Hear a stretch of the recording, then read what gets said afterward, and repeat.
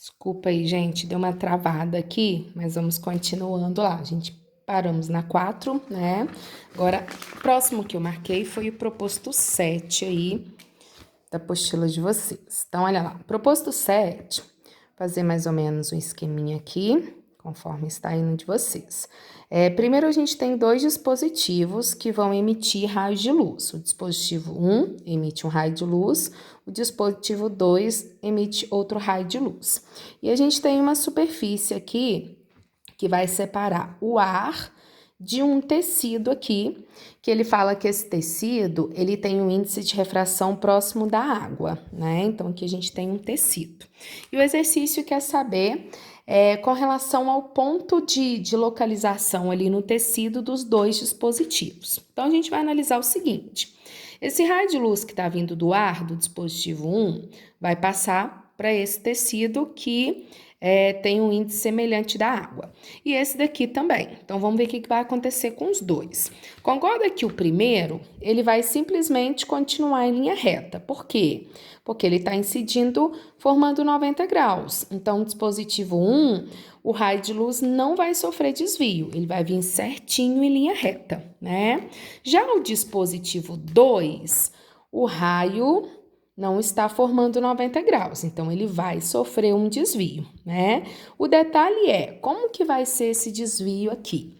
A gente sabe que o raio de luz, gente, quando ele vai do ar para a água, a velocidade diminui. Se a velocidade diminui, o ângulo diminui. Isso quer dizer que o raio de luz aproxima da normal, né? Então, ele está vindo do ar e vai entrar nesse tecido que tem um índice próximo ao da água. Então, ele vai ter que diminuir o ângulo, diminuir velocidade, diminuir ângulo, né? Então, pegando ali as três trajetórias, você tem uma que segue para o ponto A, que estaria aumentando velocidade, não é isso. Tem uma que ele vai continuar em linha reta, ele não pode continuar em linha reta porque sofre desvio, é um meio diferente, né? E tem um que vai passar pelo ponto B, que é exatamente o nosso caminho. Eu sei que vai ser aquele que passa lá pelo ponto B, por quê? Porque a velocidade diminuiu, o ângulo diminuiu, né? E aí, se eu for prolongando, esse daqui que veio em linha reta, com esse daqui que sofreu desvio, vai chegar uma hora que eles vão se encontrar.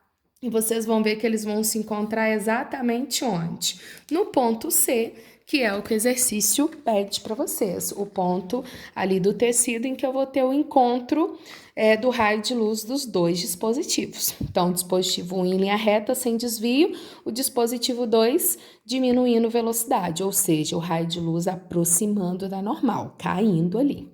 Fechou? O próximo que eu marquei foi o proposto 8, logo abaixo aí. O proposto 8, ele fala o seguinte: uma onda eletromagnética se propaga no vácuo e incide sobre uma superfície de um cristal. Então, vamos lá. Vácuo e vai para o cristal, né? O exercício fala para vocês que ela está incidindo com um ângulo de 60 graus. Então, ó, o raio de luz está vindo do vácuo, incide no cristal com um ângulo de 60 graus, né? E aqui no vácuo ele tem uma velocidade de 3 vezes 10 a 8 metros por segundo, que é a velocidade da luz no vácuo. E sabendo que a onda, ao refratar nesse cristal, ela vai refratar com um ângulo de 30 graus. Então, a gente já sabe, ângulo diminuindo, velocidade diminuindo, né? Ele pede para a gente calcular qual que vai ser a velocidade no cristal. Então, mete bronca, eu vou mexer com ângulo e velocidade.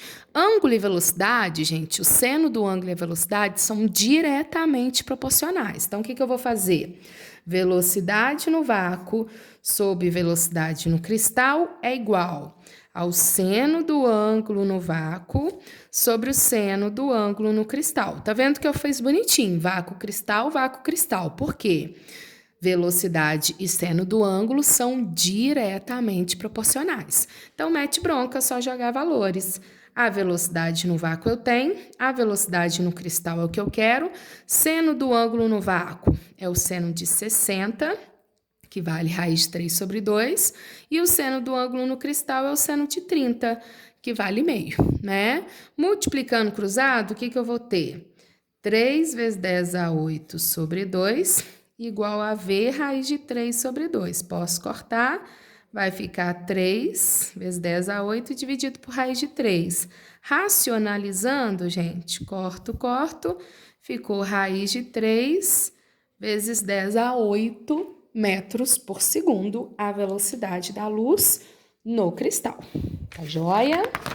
Agora, o próximo que eu marquei, acho que é lá do Enem agora, né? Isso, vamos lá. Página 88, o 4 e o 6 aí do Enem, tá? O número 4, ele vai falar o seguinte, olha, o número 4 é bem interessante, tem algumas coisinhas que a gente ainda não aprendeu, mas a gente já consegue entender pelo que a gente já sabe até então. Ele fala sobre um dispositivo que é capaz de identificar se a gasolina está adulterada ou não, tá? Como que eles vão fazer isso? Eles vão utilizar o conceito de refração. Então, olha lá, a gasolina não adulterada na temperatura ambiente apresenta razão, presta atenção, seno do ângulo de incidência sobre o seno do ângulo de refração igual a 1,4. Então, quando o dispositivo medir lá o seno do ângulo que o raio incidiu, o seno do ângulo que o raio refratou lá na gasolina, se der 1,4, ela não está adulterada. Se der diferente disso, ela está adulterada. Então, o que vai acontecer? Você vai ter o ar, onde vai estar o dispositivo, e você vai ter a gasolina, né? O combustível que eu quero analisar. O raio de luz, ele vai vir pelo dispositivo, né? Vai vir um raio de luz saindo do ar e incidindo na gasolina. A gente já sabe que quando chegar na gasolina, esse é o ângulo incidente, esse é o ângulo refratado, né? A gente já sabe que quando chegar na gasolina, a velocidade vai diminuir, o ângulo vai diminuir, porque a velocidade no ar é maior, né? Só que o exercício fala o seguinte: desse modo, fazendo incidir um feixe de luz proveniente do ar com um ângulo fixo, então presta atenção que o ângulo de incidência, ele não muda, ele vai ser sempre o mesmo, um ângulo fixo que o dispositivo já tem ali programado, tá? Diferente e maior que 0, né? Qualquer modificação no ângulo refratado indica adulteração, tá? Então, a gente, na verdade, vai analisar a adulteração pelo ângulo de refração, que é o ângulo que vai estar na gasolina, né? Obviamente. Então, se mudar o ângulo de refração, muda o desvio na gasolina. Então, um ângulo menor ou um ângulo maior mostra que essa gasolina vai estar adulterada. O ângulo de refração mudou, tá? Numa fiscalização rotineira, eles fizeram esse teste, seno do ângulo de incidência sobre o seno do ângulo de refração e deu 1,9. Opa, está adulterada porque teria que dar 1,4, né? Aí o exercício quer saber o que aconteceu. Então, vamos lá, gente. Esse ângulo é o de incidência, ele não muda, né? Então, se esse valor mudou, é porque quem mudou? O de refração, tá? E para ele ter aumentado, era 1,4, certo? Para ele ter aumentado, o que tem que ter acontecido com o ângulo de refração aqui, gente? Tem que ter diminuído, concorda? Que é o denominador. Quanto menor o ângulo de refração, maior vai ser esse valor aqui, né? Então, se ele aumentou, é porque o ângulo aqui diminuiu, o ângulo de refração diminuiu. O que significa o ângulo de refração diminuir? Significa que a velocidade diminuiu. Significa que ele aproximou da normal. Então, lembra disso, gente. Diminuir ângulo significa diminuir velocidade, significa que o raio de luz vai ficar mais próximo da normal. E aí a gente mete bronca na resposta. O raio de luz mudou de sentido? Claro que não. Ele passou e não mudou de sentido. Sofreu reflexão total? Também não. A gente vai aprender lá no capítulo de aplicações que reflexão total ele tinha que voltar para o ar. Então, não. Atingiu o ângulo limite? Também é reflexão total. Direcionou-se para a superfície de separação? Também não. O que ele fez, gente? O fato de ter diminuído o ângulo de refração, ele aproximou-se da normal. Portanto, letra E. Beleza?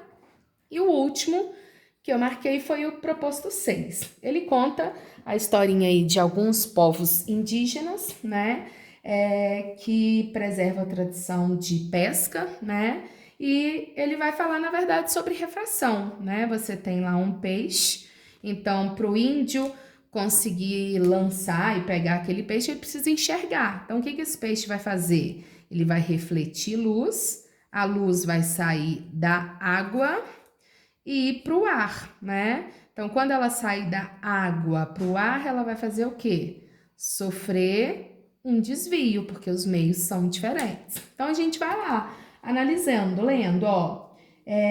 Ele deve proceder dessa forma porque os raios de luz. Então, tá falando lá que o índio deve mirar abaixo da posição em que ele enxerga o peixe, né? Porque tá sofrendo desvio. Então, ele enxerga uma imagem aparente do peixe, uma posição aparente, né?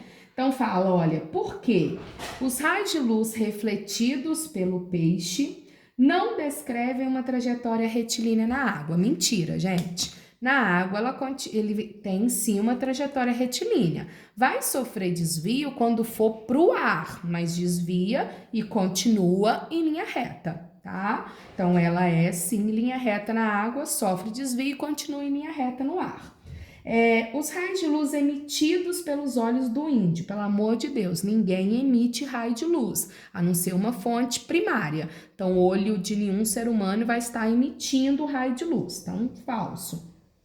Os raios de luz espalhados pelo peixe são refletidos na superfície? Também não. O raio de luz emitido pelos olhos? Também não.